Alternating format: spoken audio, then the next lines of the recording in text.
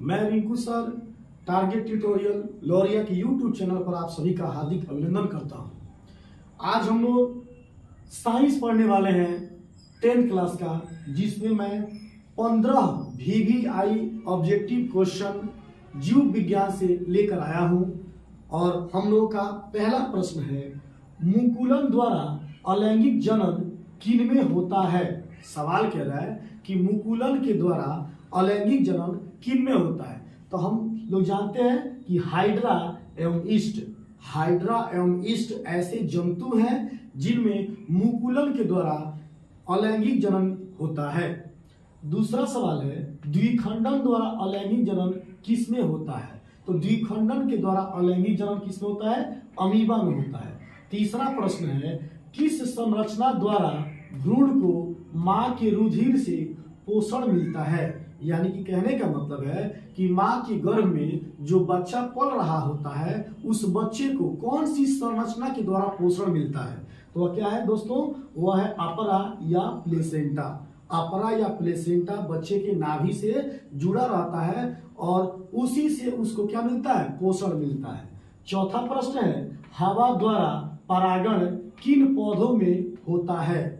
परागण की जो क्रिया होती है वह जल के द्वारा, हवा के द्वारा, कीट के द्वारा, पक्षी के द्वारा कई माध्यमों से होता है। तो हम लोगों से प्रश्न में पूछा जा रहा है कि हवा द्वारा परागण किन पौधों में होता है। तो हवा के द्वारा मक्का में, गेहूं में, धान में, मक्का, गेहूं और धान, इन सभी में क्या होता है, इन सभी पौधों में हवा के द्वारा परागण की क्रिया होती है। पांचवा प्रश्न है, सजीव प्रजक है। सजीव प्रजक का मतलब होता है कि वैसे जीव जो अंडे से उत्पन्न नहीं हुए हो। तो आप यहाँ पर ऑप्शन देख सकते हैं, मेढक अंडा से उत्पन्न होता है, सर्प यानी कि सांप जो है अंडा से उत्पन्न होता है, मछली भी अंडा से उत्पन्न होती है, और गाय। तो यहाँ पर क्या हो जाएगा, गाय अंडा से उत्पन्न नहीं होती है। गाय दोस्तों अंडा से उत्पन्न नहीं होती है, इसलिए इसका सही आंसर क्या हो जाएगा, डी हो जाएगा।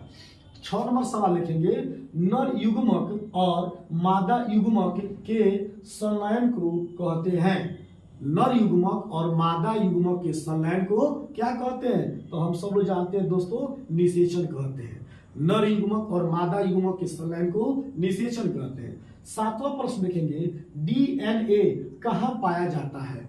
DNA यानी कि डीऑक्सी राइबोज न्यूक्लिक एसिड कहाँ पाया जाता है। तो दोस्तों हम लोग को मालूम है, कोशिका के केंद्रक में हम क्या पाया जाता है, DNA पाया जाता है। 8वां प्रश्न है, पराग कोश में क्या होता है। बहुत ही अच्छा सवाल है और यह सवाल प्रश्न जो है हमेशा अक्सर परीक्षा में पूछने को मिलता है। पराग कोश में क्या पाया जाता है। तो पराग कोश में पराग कण पाए जाते हैं। अब है, शुक्राणु का निर्माण कहाँ होता है। शुक्राणु, ठीक है, शुक्राणु का निर्माण कहाँ होता है, तो होता है वृषण में। 10वां सवाल है, अंडाणु का निर्माण कहाँ होता है। तो अंडाणु का निर्माण कहाँ होता है दोस्तों, वो होता है अंडाशय में। 11 नंबर सवाल है, पौधों में जनन अंग कहाँ पाए जाते हैं। तो पौधों में जो भी जनन अंग है, चाहे नर जनन अंग हो या मादा जनन अंग हो, ये सभी पुष्प में और नहीं तो फूल में पाए जाते हैं। कहाँ पाए जाते हैं दोस्तों, पुष्प में या फूल में।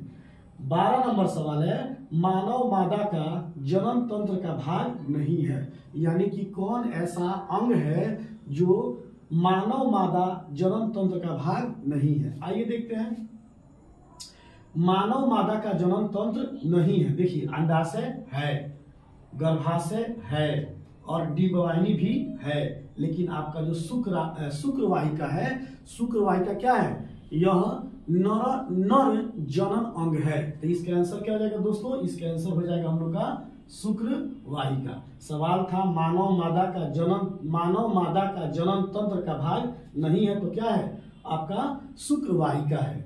13 नंबर सवाल लिखेंगे, कौन यौन यानी कि लैंगिक संचारित रोग है। कौन ऐसा रोग है जो यौन संचारित रोग है, यानी कि लैंगिक जनन रोग है। तो क्या होता है आपका, देखिए एड्स भी है, गोनोरिया भी है, आपका सिफिलिस भी है, यानी कि इसका आंसर क्या जाएगा, सभी।